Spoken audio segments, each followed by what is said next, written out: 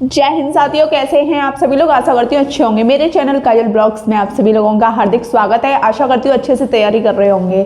साथियों, आज की क्लास में हम सामान्य ज्ञान का प्रैक्टिस सेट 1 लगाएंगे। ठीक है, इसमें काफ़ी अच्छे प्रश्न हैं जो अक्सर पेपर में पूछे जाते हैं, वही मैंने आपको दिए हुए हैं। ठीक है, 4 ऑप्शन हैं। अगर आपको आता हो तो आप अपने दिमाग में पहले से ही टिक लगा लेना, फिर बाद में तो हम बता ही देंगे। ठीक है, तो हम क्लास को स्टार्ट करते हैं।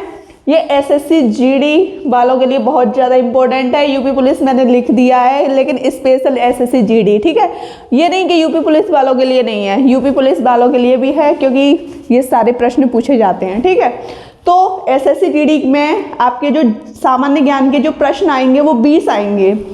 एक प्रश्न आपका 2 अंक का होगा तो 40 अंक हो गए, और नेगेटिव मार्किंग आपकी 1/2 की होगी। ठीक है, समझ गए। चलिए स्टार्ट करते हैं। पहला प्रश्न है, पानीपत का तीसरा युद्ध किन किन के बीच में लड़ा गया। ठीक है, तो जो पानीपत का तीसरा युद्ध था, कब लड़ा गया? ये लड़ा गया था 1761 में। ठीक है, 1761 में पानीपत का तीसरा युद्ध लड़ा गया था। किन किन के बीच में? ऑप्शन आपको दिए हुए हैं।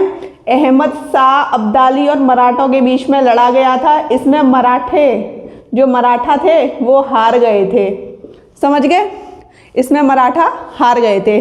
दूसरा प्रश्न है आपका, भारत का नेपोलियन किसे कहा जाता है? चंद्रगुप्त मौर्य को, समुद्रगुप्त को, अशोक को, हर्षवर्धन को, किसको कहा जाता है?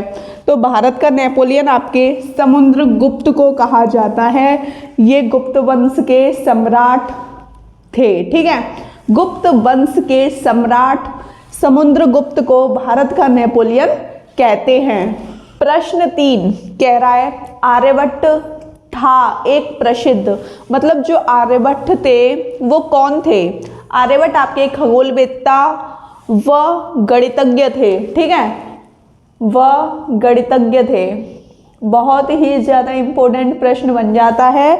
और आर्यभट्ट के नाम पर ही 19 अप्रैल, बहुत इम्पोर्टेंट है ये, 19 अप्रैल 1975 को अंतरिक्ष में उपग्रह प्रक्षेपित किया गया था। ठीक है, समझ गए, बहुत ज़्यादा इम्पोर्टेंट प्रश्न है आपका। अब आप देख लीजिए, श्वेतांबर व दिगंबर किस धर्म के हैं? ठीक है, तो ये आपके जैन धर्म के हैं। अलग अलग अनुयायी हैं श्वेतांबर और दिगंबर। प्रश्न 5 कह रहा है आपका, कौन से स्थान पर कुंभ का मेला नहीं लगता? आपको हम बता देते हैं, कुंभ का मेला 4 जगह पर लगता है, 4 स्थानों पर लगता है। वो कौन कौन से स्थान है? उससे पहले आप 4 ऑप्शन में देख लीजिए कि कौन से स्थान पर आपका कुंभ का मेला नहीं लगता। तो उज्जैन में लगता है, इलाहाबाद में लगता है, हरिद्वार में लगता है, वाराणसी में नहीं लगता। ठीक है, तो ये आपका ऑप्शन सही है। और जो चौथा स्थान है उसका नाम लिख दिया है मैंने, नासिक। उज्जैन में लगता है, इलाहाबाद में लगता है, हरिद्वार में लगता है और नासिक में लगता है। क्वेश्चन 6, कथकली किस राज्य का शास्त्रीय नृत्य है? बहुत ज़्यादा इम्पोर्टेंट प्रश्न है आपका। तो ये आपके केरल का शास्त्रीय नृत्य है। ठीक, प्रश्न 7 कह रहा है, कौन सा प्रदेश रबर का सबसे अधिक उत्पादन करता है? तो आपको बताना है कि रबर का जो सबसे अधिक उत्पादन करने वाला प्रदेश कौन सा है, राज्य कौन सा है? तो आप बता दोगे केरला। ठीक है, अगला क्वेश्चन, यदि पृथ्वी का अक्ष झुका हुआ नहीं होता तो सूर्य की किरणें केवल लंबवत पड़ती, किस पर पड़ती? तो आप बता दोगे कर्क रेखा नहीं है, मकर रेखा नहीं है, ध्रुवों पर नहीं, भूमध्य रेखा पर जो सूर्य की किरणें हैं वो लंबवत पड़ती। प्रश्न 9 कह रहा है आपका, नागार्जुन सागर परियोजना किस नदी पर है? तो ये आपकी कृष्णा नदी पर है। और कहाँ पर? आंध्र प्रदेश में। ठीक है, नागार्जुन सागर परियोजना कृष्णा नदी पर आंध्र प्रदेश में है। ठीक है, क्वेश्चन 10 कह रहा है आपका, रुपए की तुलना में किस विदेशी मुद्रा का मूल्य अधिकतम है। ठीक है, तो ये आपकी ब्रिटिश पाउंड का जो मूल्य है रुपए की तुलना में अधिकतम है। प्रश्न 11 कह रहा है, भारत में कितने वर्ष के बाद जनगणना की जाती है। ठीक है, तो ये आपकी प्रति 10 वर्ष बाद आपकी जनगणना की जाती है।